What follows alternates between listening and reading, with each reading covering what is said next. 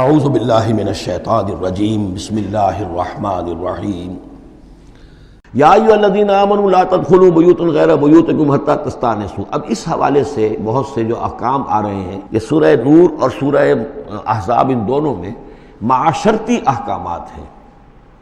معاشرتی احکامات میں خاص طور پر وہ جو ایک آیت آئی ہے سورہ بنی اسرائیل میں، وَلَا تَقْرَبُوا الزِّنَا إِنَّهُ كَانَ فَاحِشَةً وَسَاءَ سَبِيلًا، اس زنا کا سد باب کرنے کے لیے اسلام کے معاشرتی نظام میں بہت دور دور تک اقدامات کیے گئے ہیں۔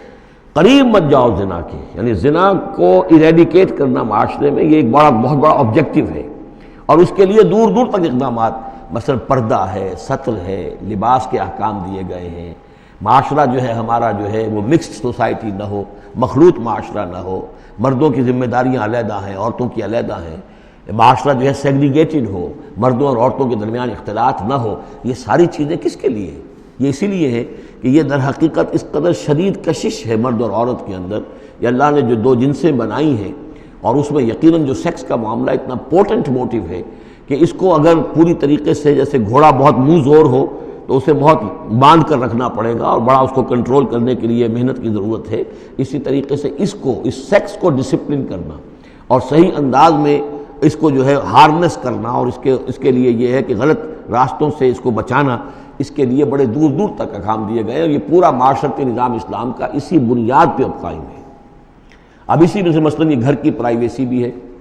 ایک گھر ہے، گھر میں ایک شوہر ہے، اس کی بیوی ہے، اب آپ فوراً چلے گئے سیدھے گھر کے اندر؟ نہیں، اے اہل ایمان مت داخل ہوا کرو گھروں میں اپنے گھروں کے سوا، حتیٰ تستانسوا، یہاں تک کہ بول چال کر لو، اجازت لے لو، وتسلموا علی اہلہا، اور اذن لینے کی اس وقت جو ہوتی تھی شکل وہ یہی کہ جا کر دروازے پر کہو السلام علیکم۔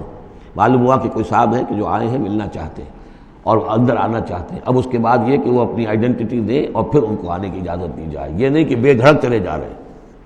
ذالکم خیر لکم لعلکم تذکرون، یہی تمہارے لیے بہتر ہے تاکہ تم نصیحت حاصل کرو۔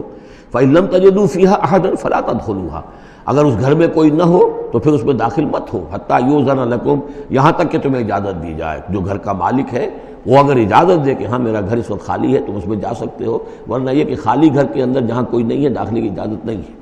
وَإِن قِيلَ لَكُمْ، اور اگر کہا جائے تم سے ارجعوا، چلے جاؤ، لوٹ جاؤ، اس وقت میں ملنے کے لیے تیار نہیں ہوں یا میں اپنی کسی مشغولیت میں ہوں، فارجعوا، تو لوٹ جاؤ۔ اب دیکھیے یہ آداب ہیں۔ ہمارے ہاں یہ ہے کہ آپ پہنچ گئے، نہ ٹائم لیا ہوا ہے، نہ پہلے سے طے ہے، آپ سمجھتے ہیں کہ مجھے ریسیو کرنا اس کا فرض ہے، کیوں نہیں ملا؟ اس نے انکار کر دیا تو اس کا مطلب یہ کہ بڑا متکبر ہے اور بہت یہ جو ہے شخص جو ہے، یہ نہیں۔ اگر تو آپ وقت طے کر کے گئے ہیں تو اس کا فرض ہے کہ وہ آپ کو ریسیو کرے اور آپ کو وقت دے، لیکن اگر آپ اچانک چلے گئے ہیں تو آپ کو اس کی پرائیویسی پر آپ جو ہے حملہ آور نہیں ہو سکتے۔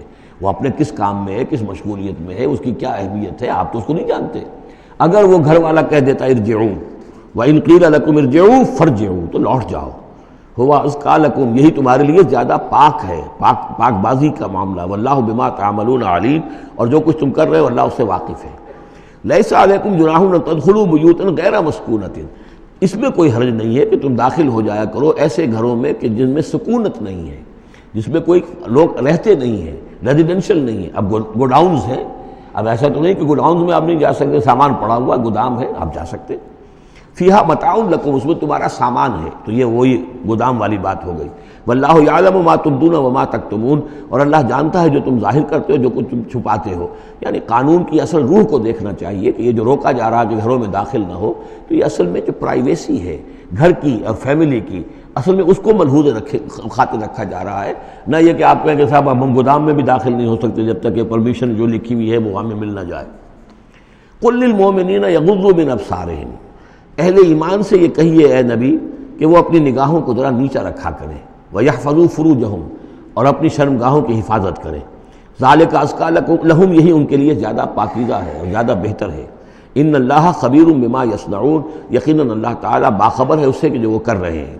وَقُلْ لِلْمُؤْمِنَاتِ يَغْضُضْنَ مِنْ أَبْصَارِهِنَّ، اسی طرح مومن عورتوں سے بھی کہہ دیجئے وہ بھی اپنی نگاہیں نیچی رکھا کریں، وَيَحْفَظْنَ فُرُوجَهُنَّ، اور وہ بھی اپنے سطر کو پوری طریقے سے ملحوظ رکھیں اور اپنی شرمگاہوں کی حفاظت کریں، وَلَا يُبْدِينَ زِينَتَهُنَّ، اور انہیں نہیں چاہیے کہ وہ اپنی زینت اور سنگھار کو ظاہر کریں، إِلَّا مَا ظَهَرَ مِنْهَا، سوائے اس کے کہ جو از خود ظاہر ہو جائے، وَلْيَضْرِبْنَ بِخُمُرِهِنَّ، اور چاہیے کہ وہ اپنے گریبانوں کے اوپر اپنی اوڑھنیوں کے بکل مار لیا کریں، بِخُمُرِهِنَّ عَلَى جُيُوبِهِنَّ، یہ خمرہن جمع ہے خمار کی، خمار کہتے ہیں اوڑھنی۔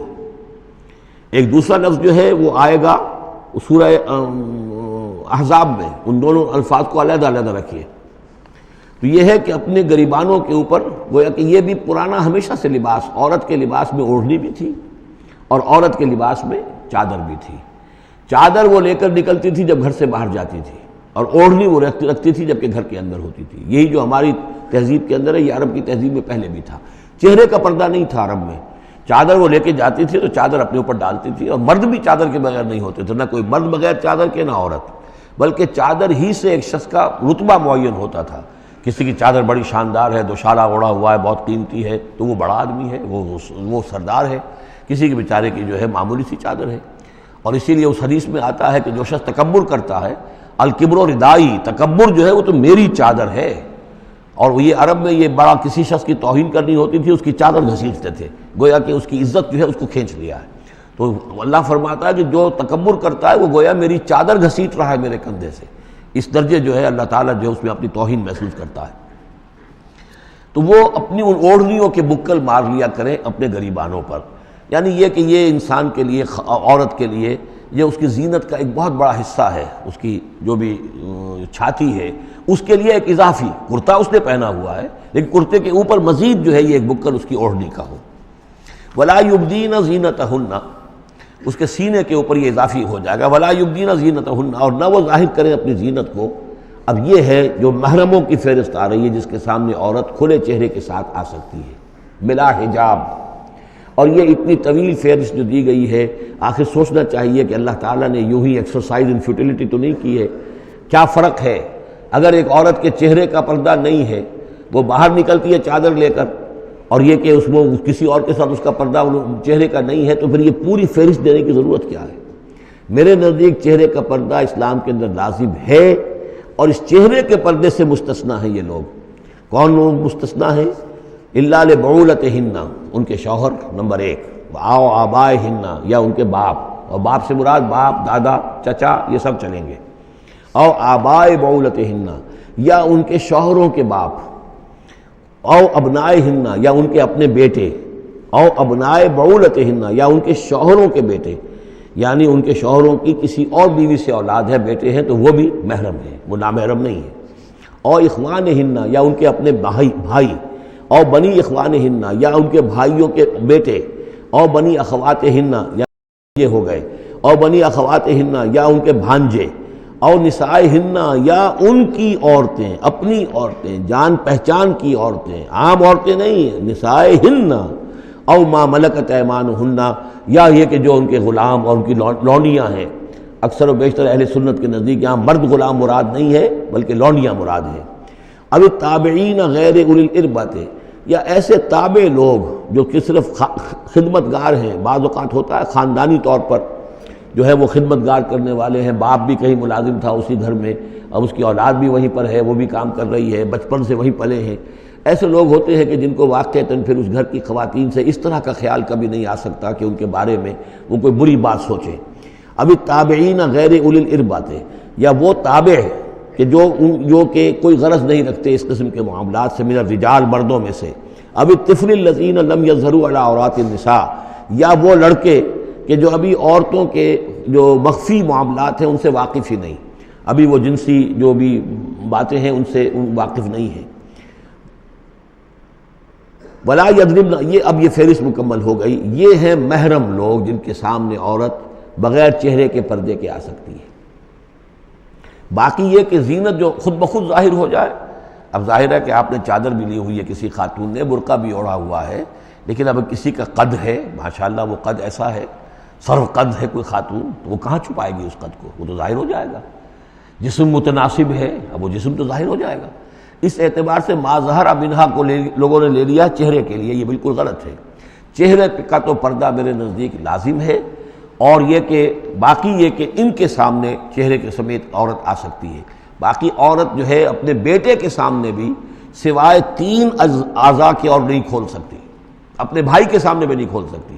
چہرہ، یہ ہاتھ پونچھوں سے نیچے، اور پیر ٹخنوں سے نیچے، یہ جو 3 اعضاء ہیں یہ وہ ہیں کہ جو جس کو عورت نے یہ کھلے رکھ سکتی ہے، اپنے وہ بیٹے کے سامنے بھی، بھائی کے سامنے بھی، اور جو بھی رشتے گرائے گئے ہیں۔ لیکن یہ کہ اس سے آگے پھر جو ہے معاملہ وہ پھر شوہر کا ہے، اس سے آگے یعنی لباس کا معاملہ جو ہے جس سے کہ عورت جو ہے وہ آزاد ہوگی، وہ صرف شوہر کے لیے۔